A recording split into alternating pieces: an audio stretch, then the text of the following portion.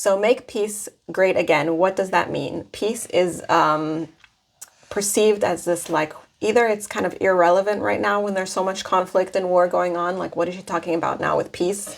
Or it's somehow this like hippy dippy fantasy thing where it's like removed from the realities of the world. Or it's something that people think as something that needs to come from the leaders, not from us. It's something that comes from the leaders, and they have to impose it the same way that they impose war. They also have to impose peace. And I want to share and offer a different perspective on peace work, and really change that reputation that peace has, that it's not removed from the reality. And in fact, it's very much present with the reality. The work that I've been doing with groups, where I've been facilitating groups, has nothing to do with avoiding reality. It has nothing to do with finding superficial agreement. It's not about getting people to a place of harmony. It's really about working through difficult moments of disagreement, conflict, and tension in a group. And learning how to do that, because that's not something that is easy for people to do. We don't naturally want to deal with disagreement. We don't naturally want to deal with dissonance, with conflicting perspectives. We want to make it go away. And that's why polarization is so strong in the world right now, because we're comfortable being comfortable. We're comfortable in finding and listening to perspectives that we already agree with. Maybe it confirms something in us. We get to be right. We love being right. We don't want to have too many things that challenge us and bring up difficult emotions and frustrations. Or at least that's what I've found when I've done this type of work in myself, and also when I work with groups. So I want to talk about peace work in 3 different levels. In a societal level, so obviously we have a lot of polarization, and somehow we're seduced by conflict and division, and the media doesn't make it easy for us to do this type of peace work on a global level, because that's what they're feeding us all the time.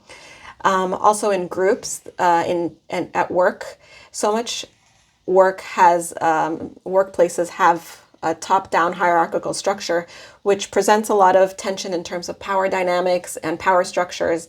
That is a great opportunity to look at